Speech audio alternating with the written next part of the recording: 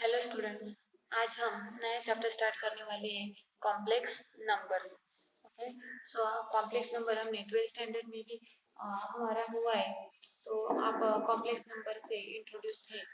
Complex number क्या होता है कि हम z is equal to a plus I b इस फॉर्म में नंबर को क्या करते हैं, एक्सप्रेस करते हैं। तो उसको हम क्या कहते हैं, complex number, where a b ये क्या रहता है, belongs to real number and i is imaginary number रहता है।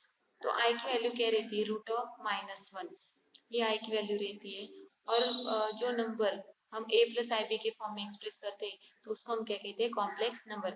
फॉर एग्जाम्पल 2 + 3 आए, 5 आए, 6 6 भी ये कॉम्प्लेक्स नंबर है क्योंकि हम 6 को कैसे लिख सकते हैं, 6 + 0 आए, तो ये 6 भी क्या हो गया, कॉम्प्लेक्स नंबर हो गया। तो ये हो गया कॉम्प्लेक्स नंबर की डेफिनेशन। अब इस कॉम्प्लेक्स नंबर में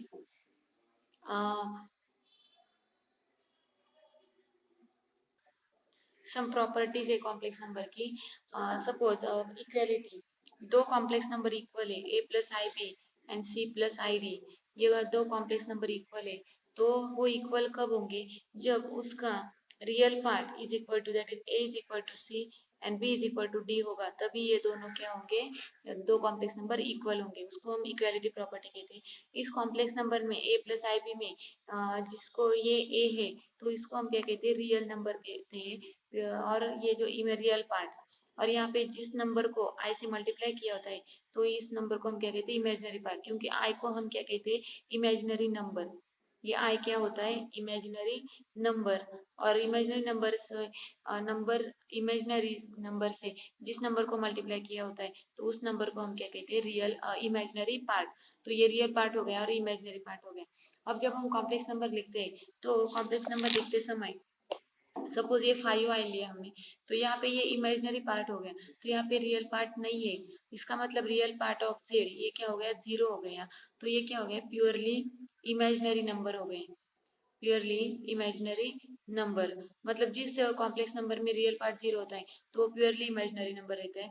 और जिस पार्ट में इमेजिनरी पार्ट 0 रहता है, फॉर एग्जाम्पल 6, तो 6 में इमेजिनरी पार्ट ही नहीं, इसका मतलब इमेजिनरी पार्ट नहीं है, तो ये क्या हो गया, रियल नंबर हो गया, प्योरली रियल नंबर। तो जब रियल पार्ट जेड 0 रहता है तो उसको प्योरली इमेजिनरी नंबर कहते हैं, जब इमेजिनरी पार्ट 0 रहता है तो उसको हम रियल नंबर कहते हैं। तो ये इक्वालिटी। अब जो प्रॉपर्टीज नेचुरल नंबर का, commutative natural number, real number पे सेटिस्फाई होती है, वो वही प्रॉपर्टी कॉम्प्लेक्स नंबर पे भी एप्लीकेबल होती है या वो सेटिस्फाई होती है। For example first property is that commutativity. अब कम्यूटेटिविटी क्या रहती है कि Z1 plus Z2 is equal to Z2 plus Z1। मतलब अगर हमने दो नंबर की एडिशन की तो उनके ऑर्डर चेंज करने पर जो आंसर आता है तो वही आंसर में कोई भी फर्क नहीं पड़ता, मतलब order does not matter. This is the commutative property. Okay, associative में क्या करते हैं, हम 3 नंबर्स लेते हैं, Z1 plus Z2 plus Z3, तो हम कोई भी ऑर्डर से हम एडिशन कर सकते हैं। तो Z1 प्लस Z2 करके Z3 ऐड किया तो भी चलेगा, और Z1 plus Z2 plus Z3 add करके उसमें Z1 ऐड किया तो भी चलेगा। मतलब 3 कॉम्प्लेक्स नंबर में हम कौन से भी ऑर्डर से एडिशन किया तो भी हमें आंसर सेम ही मिलता है। तो ये कम्यूटेटिव एसोसिएटिव प्रॉपर्टी हो गई। अब आइडेंटिटी, तो 0 0 ये क्या हो गई, उसकी आइडेंटिटी हो गई कॉम्प्लेक्स नंबर की। इनवर्स, अब इसको इनवर्स नहीं रहता तो कॉन्जुगेट रहता है। मैं कॉन्जुगेट आपको बताती हूँ कि कॉन्जुगेट क्या आता है, ये आपको भी पता होगा क्योंकि हमारा हो गया ये। अब ये जैसे एडिशन की प्रॉपर्टी सेटिस्फाई होती है वही प्रॉपर्टी मल्टीप्लिकेशन के लिए भी होती है, that is Z1 into Z2 is equal to Z2 Z1। Fifth property is Z1 Z2 Z3। तो यहाँ पे हम Z1 Z2 Z3, तो हमने इन दोनों का पहले मल्टीप्लिकेशन किया Z1 Z2 का और उसको Z3 के साथ मल्टीप्लाई किया तो भी हमें आंसर सेम ही मिलता है। तो ये मल्टीप्लिकेशन में भी ये प्रॉपर्टी क्या होती है, सेटिस्फाई होती है। अब हमारा नेक्स्ट पॉइंट है कॉन्जुगेट। अब कॉन्जुगेट क्या होता है कि कॉन्जुगेट मतलब ए प्लस आई बी, तो रियल पार्ट का हम क्या करते हैं, साइन अपोजिट लेते हैं। तो ए प्लस आई बी का कॉन्जुगेट क्या हो गया, A minus I B. Okay, so conjugate of A plus I B का क्या हो गया, A minus I B, and A minus I B का कॉन्जुगेट क्या हो गया, ए प्लस आई बी। और उसको हम रिप्रेजेंट कैसे करते हैं, कॉन्जुगेट ऑफ, उस पे ऊपर एक लाइन लाइन से क्या करते हैं हम उसको रिप्रेजेंट करते हैं कि ए माइनस आई बी का conjugate is equal to a plus I b. For example suppose हमें 4 + 5y दिया है तो उसका कॉन्जुगेट क्या आएगा, तो 4 - 5y।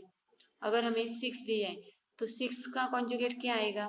अब ये 6 को कैसे लिखेंगे हम, ये real number, purely real number है तो इमेजिनरी पार्ट नहीं, इसका मतलब ये 0 आए हो गए, तो इसका कॉन्जुगेट क्या आएगा, तो रियल पार्ट 0 है, उसका साइन चेंज किया तो भी कुछ फर्क नहीं पड़ेगा, तो इसलिए हमें 6 ही आएगा, क्योंकि -0 और +0 डजेंट मैटर।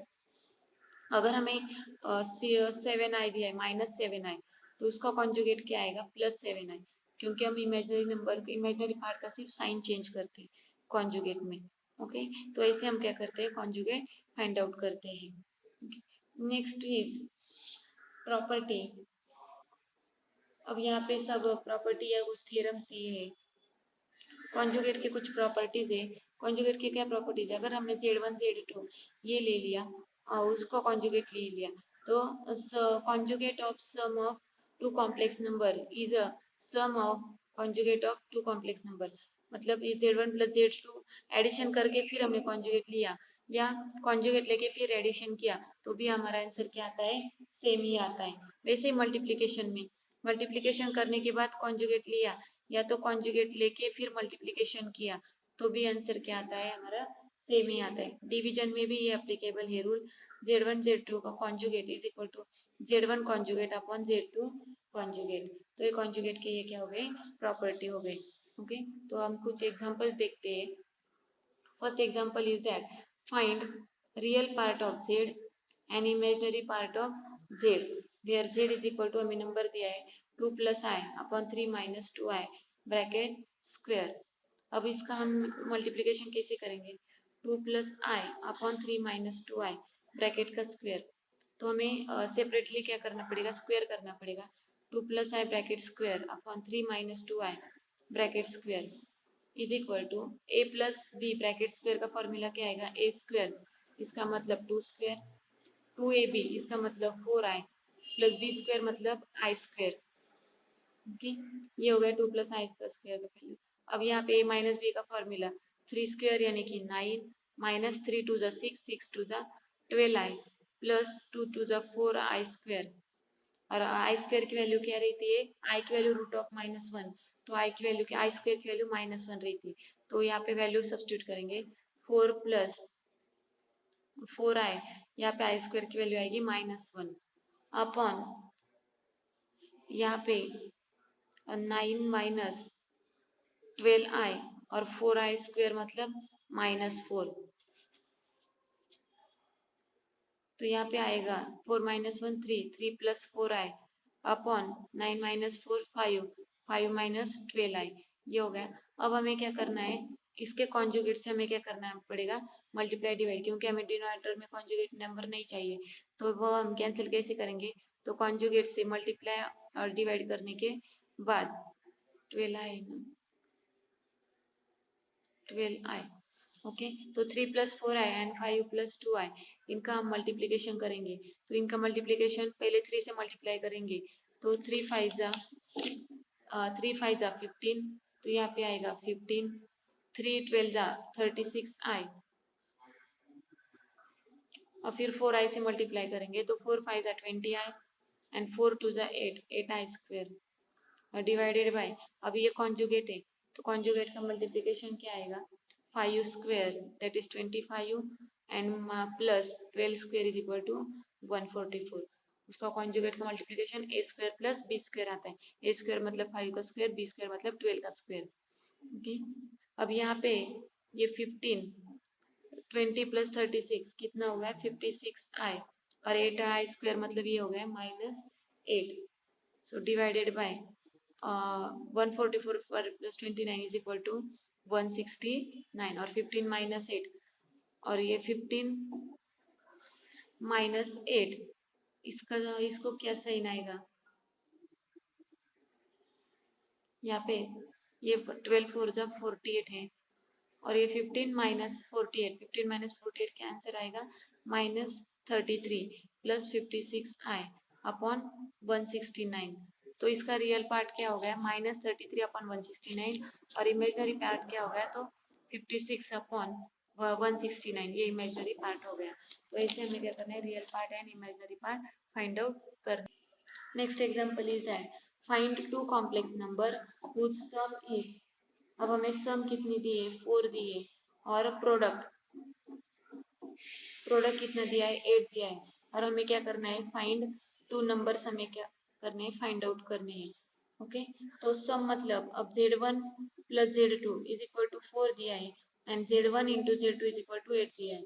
हम z1 is equal to x1 plus i y1 i and z2 is equal to x2 plus i y2 ये कंसीडर करेंगे।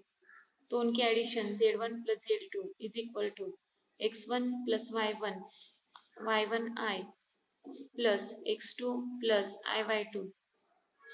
ओके, तो इनकी एडिशन आएगी x1 plus x2 plus y1 plus y2 into i। अब उनकी addition हमें कितनी दी है 4 दी है। इसका मतलब real part is equal to real part हम इक्वेट कर सकते हैं। तो x1 plus x2 is equal to 4, imaginary part नहीं है, इसका मतलब y1 plus y2 is equal to क्या हो गया 0 हो गया। ये हो गया। अब मल्टीप्लीकेशन का x1 z1 into z2 is equal to 8 दिया है, तो z1 की वैल्यू आएगी x1 plus i y1 and x2 की वैल्यू आएगी z2 की x2 plus i y2 is equal to 8। इसका मल्टीप्लिकेशन करेंगे तो x1 into x2 plus x1 y2 into i plus i x2 into i y1 plus i square into y1 y2। तो x1 x2 plus ये x1 y2,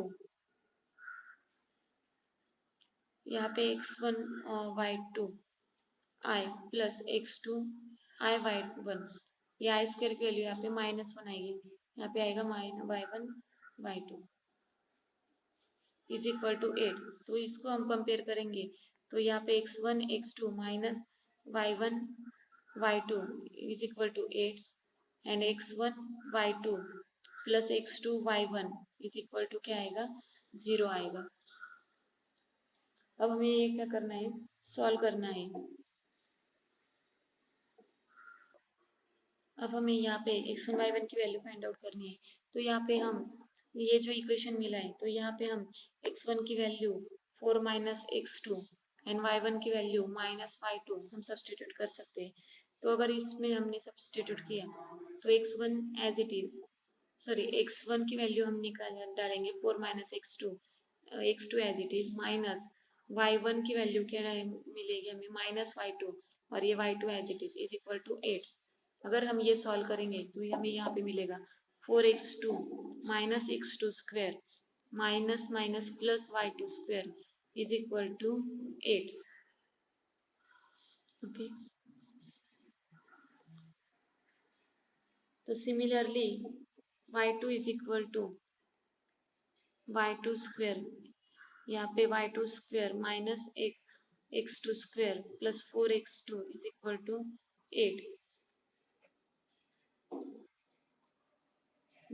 similarly first equation में हमने substitute किया है, यहाँ पे भी अगर हम सब्स्टिट्यूट करते तो x1 की वैल्यू क्या है 4 माइनस x2, y2 की value y2 as it is plus x2 की value x2 as it is और y1 की वैल्यू क्या आएगी minus y2 is equal to 0। तो 4y2 माइनस x2 y2 और यहाँ पे भी ये minus x2 y2 is equal to 0, तो y2 कॉमन नहीं लेगा तो 4 minus x2 is equal to 0। तो इसका मतलब या तो y2 इज इक्वल टू 0 होगा और 4 minus x2 minus 2x2 is equal to 0।